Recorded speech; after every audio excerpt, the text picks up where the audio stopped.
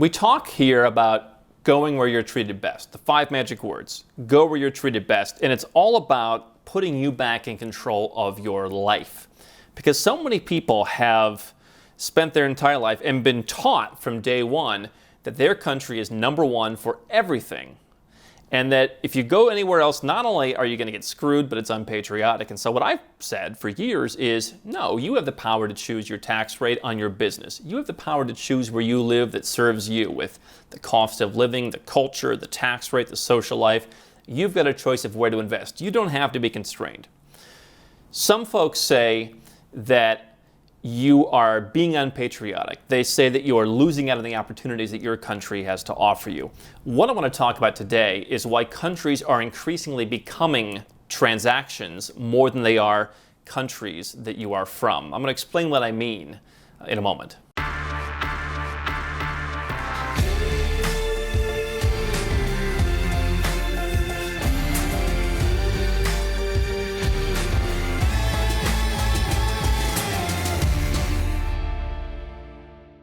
Hey guys, I'm Andrew Henderson here at Nomad Capitalist. We help successful entrepreneurs and investors legally reduce their taxes offshore, diversify, build up their freedoms with things like second passports so they always have more options, and find new boom markets to invest in for greater profits. You can go to nomadcapitalist.com and learn more. Plus, we have about 2,000 blog articles on that website.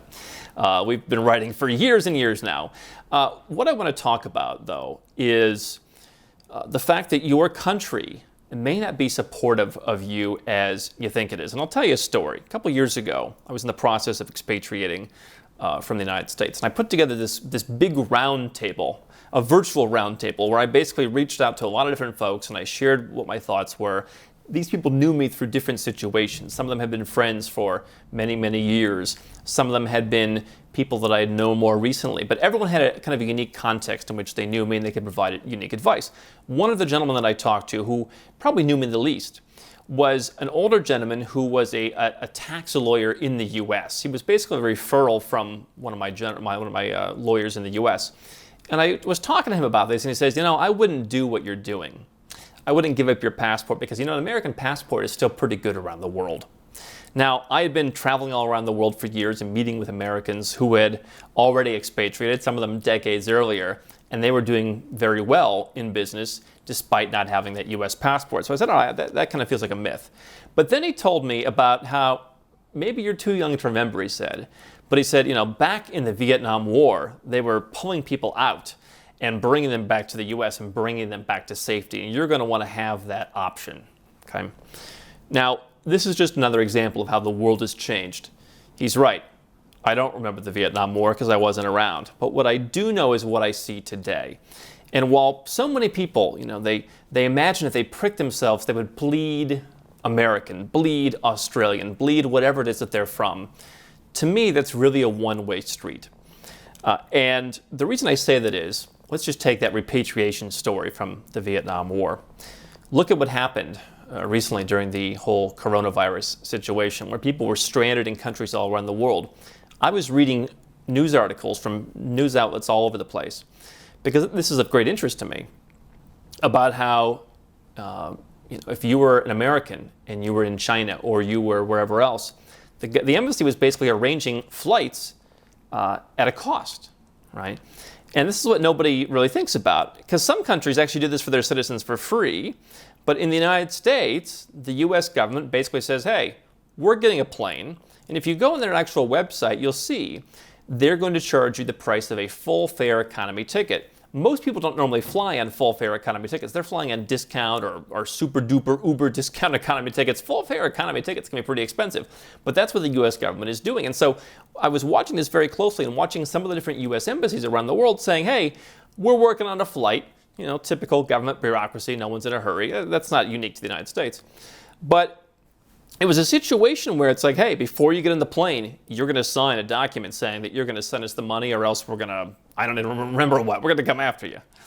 And I said to myself, wow, what a great benefit where you have the government being your travel agent. Now, if the government did such a great job being a travel agent, there wouldn't be Expedia, there wouldn't be Travelocity, there wouldn't be GoToGate. You would just go to, travel.gov and you would just book your ticket there if they did a great job at arranging expensive flight tickets for you, but you don't because they're terrible at it. It's slow, it's inefficient, they act like they're doing you a favor, and that's the point.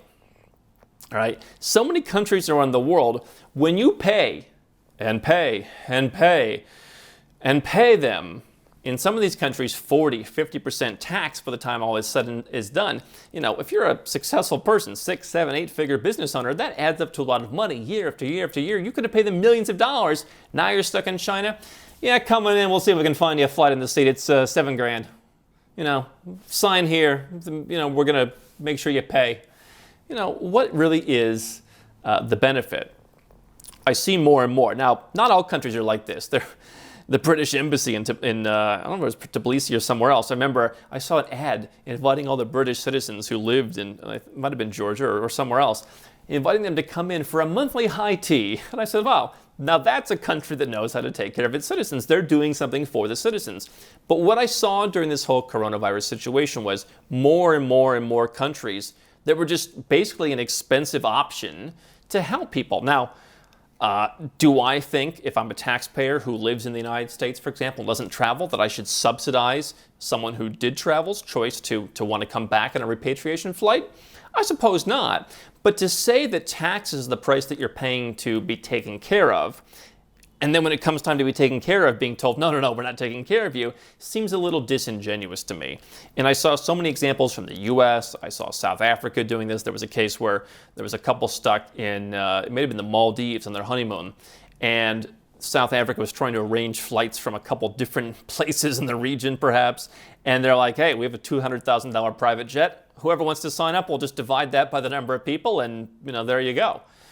And I said to myself, you know, what is the point? You know, why are you so loyal? Why do you defend these countries? I'm not saying to hate your country.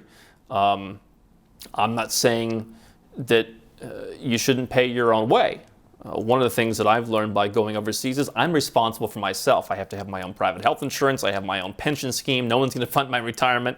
No one's going to fund anything. I'm on my own. And I accept that trade-off, right? I'll pay a little bit to wherever I'm living, if anything, and I'll be fully responsible. I'm all for that. But if you're saying that I'm going to pay and get something in return, I'm going to pay, I'm going to be loyal, I'm going to be a patriot, I'm going to expect them to be there for me. The world has changed. And I think the days of countries really having your back are over. The days of countries really going out of their way. And what I've been saying for years is, if you're going to have a second citizenship, or even one citizenship, you know, being a citizen of a smaller country is probably a better opportunity going forward. Because I can tell you, I talked to some folks from one of my embassies a couple months ago, and much more efficient, much more helpful. They were really there to help their citizens, because it's not a megalithic, you know, operation where it's just a mill of visa applications and all kinds of bureaucracy and diplomacy and, you know, all kinds of different stuff. It's an office in an office tower, and it serves the 7 citizens from that country that live here, and they do a good job of it. And so if you're looking at second citizenships, I would consider a citizenship from a country like that where they really do take care of people. And there are some larger, you know, European countries that perhaps do that as well. But understand that as the world becomes more globalized, as more and more people are moving overseas, as businesses move overseas, what I'm gradually seeing is governments pulling back and saying, we're not going to help people. And unfortunately, politically speaking, they don't need to. You know, 9 million American expatriates living overseas compared to 330 million people. It's a political nothing burger. Okay, they will literally hold you up in elections and say, look at these you know, ingrates who went overseas, because what are you going to do? 9 out of 330 million. In some countries, certainly it's more, but maybe not a lot more. So don't rely on your country to come and save you. You have to save yourself. That's why we talk about diversification strategies here, having more than one citizenship, again, preferably a citizenship of a country where they actually are out to serve their citizens. They're small and nimble enough to be able to do that and to be able to want to do that, where they actually do take care of you. You know, having assets in different countries, having home bases in different countries, residence permits so that you have opportunities to go to different places in case you're stuck somewhere. don't rely on just one country. And increasingly, countries are less inclined to help you. So you have to be prepared on your own.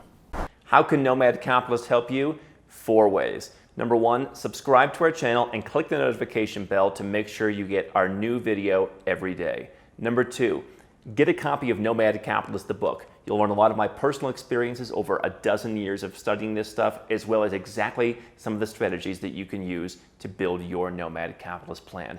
Number 3, if you're not sure where to start, but you want to come and learn from my team and I, you want to come and mingle with like-minded people, learn more about our live conference, Nomad Capitalist Live. It's coming up soon. And number 4, if you want some help right now because you've got a burning issue, you need something solved, you want to lower your taxes, get a second passport, or build the Nomad Capitalist lifestyle of your dreams, go to nomadcapitalist.com and click on Become a Client.